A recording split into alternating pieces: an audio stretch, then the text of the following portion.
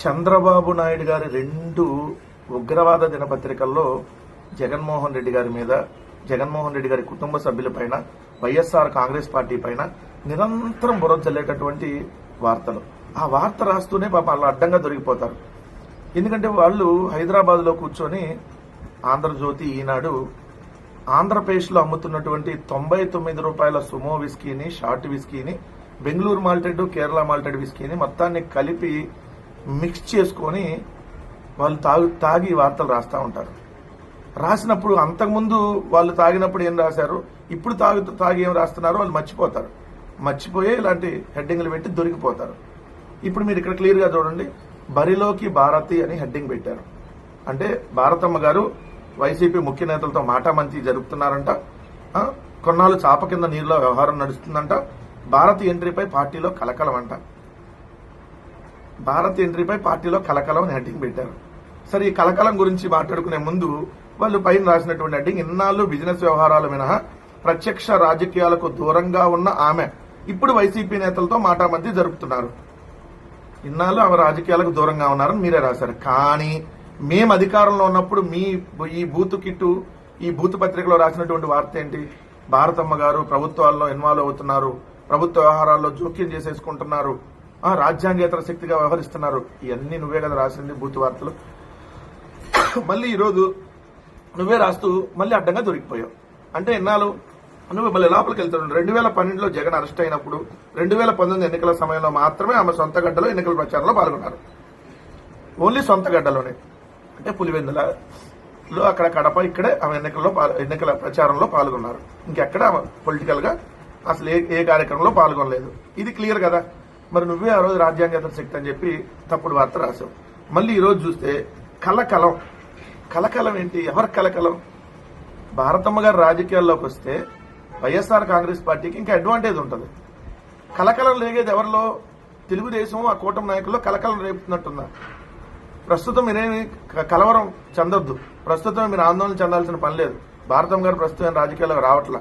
Tension పడొద్దు. Booth kit, రోతనాడు, మీరు ఎవరు టెన్షన్ పడాల్సిన పని లేదు. భారతమ్మ గారు వచ్చినప్పుడు మీరు ఖచ్చితంగా కలకలం మీరు చెందుతారు, అల్లకల్లోలం అయిపోతారు మీరు. అది జరిగిద్దేమో భవిష్యత్తులో. కానీ మీరేం కంగారు పడదు. ప్రస్తుతం అయితే ఏం లేదు. టెన్షన్ పడద్దు. ఓకే, టెన్షన్ పడకుండా రాత్రి కొంచెం ఎక్కువసేపు సిట్టింగ్ వేసి పడుకోండి. అది ఏందో కదా, కేరళ మాల్టెడ్, బెంగళూరు మాల్టెడ్, సుమోలు, షార్ట్ విస్కీలు, గుడ్ ఫ్రెండ్స్ విస్కీలు, ఇవి తాగి ప్రశాంతంగా పడుకోండి. టెన్షన్ ఏం పడద్దు. ఇక్కడ రాస్తూ అప్పుడప్పుడు పెళ్లిళ్ళు, చావులు తప్ప ప్రజా ఉద్యమాలకు జగన్మోహన్ రెడ్డి గారు వెళ్తలేదంట. జగన్మోహన్ రెడ్డి గారు ప్రజా ఉద్యమాలు చేయకపోతే మెడికల్ కాలేజీలు విషయం కానీ, యూరియా విషయం కానీ, అసలు నాకు తెలిసి 2 టాపిక్లు డైవర్ట్ చేయడానికి వార్త రాసినట్టున్నారు. ఎందుకంటే రాష్ట్ర వ్యాప్తంగా 2 నెలల నుంచి యూరియా కొరత ఉంది. ఇంకా స్టిల్ యూరియా అందట్లా. మెడికల్ కాలేజీలు ప్రైవేటీకరణ చేయడాన్ని ప్రతి ఒక్కళ్ళు ఈరోజు తప్పుపడతా ఉన్నారు. కడుపుకు అన్నం తినేవాడు ఎవడో మెడికల్ కాలేజ్, ప్రభుత్వ మెడికల్ కాలేజీలు ప్రైవేట్ పరం చేయడు. సో కానీ ఈ కూటమి ప్రభుత్వం చేస్తుంది. సో దాన్ని ప్రతి ఒక్కరు తప్పుపడుతున్నారు. కాబట్టి సో ఈరోజు అది ప్రజా ఉద్యమం లాగా వెల్లువలో ఈరోజు చాప కింద నీరు అన్నారు కదా, ఎస్, అది చాప కింద నీరులో ఈరోజు రాష్ట్రం అంతా ఏదైతే మెడికల్ కాలేజీల అంశం చుట్టేస్తుంది కాబట్టి కూటమి ప్రభుత్వానికి. సో అందుకని మాత్రం రాసినట్టున్నారు. ప్యాలెస్లకే పరిమితం అంట జగన్మోహన్ రెడ్డి గారు. మీరే ఏ కొంపలకు పరిమితం? మీరు మా ఈ ప్యాలెస్లు కదా, మీ ఏ కొంపలని అడుగుతున్నా. అందుకనే నేను క్లారిటీగానే ఉన్నా. సో తాడేపల్లి లేదంటే బెంగళూరులోనే ఉంటున్నారంట జగన్మోహన్ రెడ్డి గారు. తాడేపల్లి లేదా బెంగళూరులో ఉంటున్నారు. ఏడుండాలి మీరు చెప్పండి. ఇంతకీ తాడేపల్లిలో ఉంటే ఎందుకు తాడేపల్లిలో ఉంటున్నారు, బెంగళూరులో ఉంటే ఎందుకు బెంగళూరులో ఉంటున్నారని. కానీ భారత్ ఎంట్రీ మాత్రం ఖరారైంది. వీళ్ళే ఖరారు చేశారు. పార్టీలో గందరగోళం అంట. పార్టీలో గందరగోళం. ఏ పార్టీలో? తెలుగుదేశంలో గందరగోళంగా ఉంది. నారా లోకేష్ వచ్చిన తర్వాత తెలుగుదేశంలో గందరగోళంగా ఉంది. ఏ రోజు తెలుగుదేశం పుట్టి మునిగిద్దో అర్థం కాకుండా ఉన్నారు. సీనియర్లు అందరూ చచ్చిపోతున్నారు. ఎందుకు ఈ నారా లోకేష్ వచ్చినా భ్రష్టు పట్టిపోతుంది తెలుగుదేశం పార్టీ అని చెప్పి 99 పైసలకు భూములు అమ్మిచ్చేసి మొత్తం దోచుకొని మెడికల్ కాలేజీలు ప్రైవేట్ పరం, పార్టీలో సీనియర్లకు విలువ లేదని చెప్పి మీ తెలుగుదేశంలో కల్లకల్లోలంగా ఉంది. అదోసారి రాయి వార్త.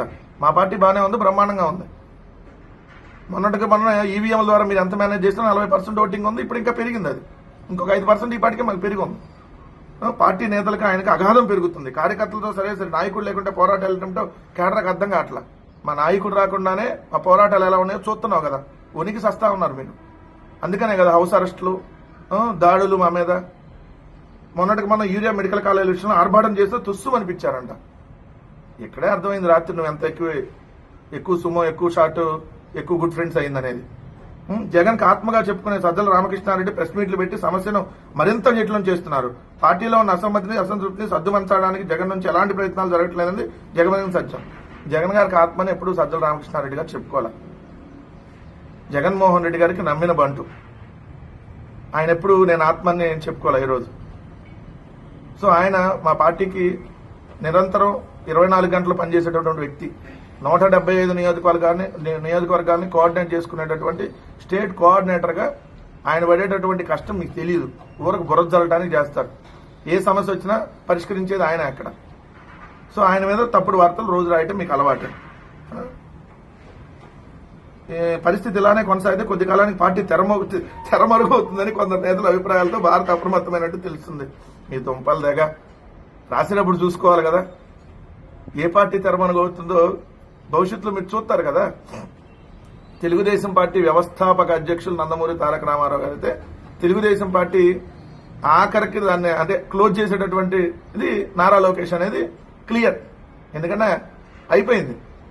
సో మీ పార్టీ పరిస్థితి ఏందో మీకు అర్థమవుతుంది. అందుకనే ఇలాంటి వార్తలు రాశారు. రేపొద్దున ఏం రాస్తారు, మళ్ళీ 2 రోజులు పోయినాక భారతమ్మ గారు వస్తానని ఇంట్రెస్ట్ చూపుతున్నా జగన్మోహన్ రెడ్డి గారు రానియట్లేదని కూడా రేపు వార్త రాస్తారు. మీ బతుకులు అంతే కదా. తల్లి, చెల్లి, భార్య, మీరు ఏడ్చే బతుకులు ఇది దీని మీద కదా.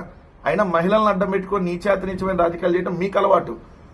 జయప్రదంగా తెలుగుదేశం పార్టీని వాళ్ళ అకౌంట్ని ఎలా లాక్కున్నారో అందరికీ తెలుసు. అడ్డం పెట్టుకొని టార్గెట్ చేసి నీచాతి నీచమైన వార్తలు రాయటం మీకు అలవాటు. మీరేం ప్రస్తుతం కంగారు పడద్దు. భారతం గారు ప్రస్తుతం రాజకీయాల్లోకి ఎంట్రీ ఇవ్వటం లేదు.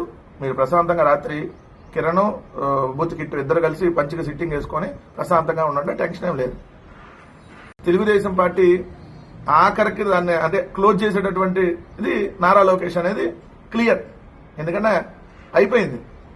సో మీ పార్టీ పరిస్థితి ఏందో మీకు అర్థమవుతుంది. అందుకనే ఇలాంటి వార్తలు రాశారు. రేపొద్దున ఏం రాస్తారు, మళ్ళీ 2 రోజులు పోయినాక భారతమ్మ గారు వస్తానని ఇంట్రెస్ట్ చూపుతున్నా జగన్మోహన్ రెడ్డి గారు రానియట్లేదని కూడా రేపు వార్త రాస్తారు. మీ బతుకులు అంతే కదా. తల్లి, చెల్లి, భార్య, మీరు ఏడ్చే బతుకులు ఇది దీని మీద కదా. అయినా మహిళలను అడ్డం పెట్టుకొని నీచాతి నీచమైన రాజకీయాలు చేయడం మీకు అలవాటు. జయప్రదంగా తెలుగుదేశం పార్టీని వాళ్ళ అకౌంట్ని ఎలా లాక్కున్నారో అందరికీ తెలుసు. అడ్డం పెట్టుకొని టార్గెట్ చేసి నీచాతి నీచమైన వార్తలు రాయటం మీకు అలవాటు. మీరేం ప్రస్తుతం కంగారు పడద్దు. భారతం గారు ప్రస్తుతం రాజకీయాల్లోకి ఎంట్రీ ఇవ్వటం లేదు.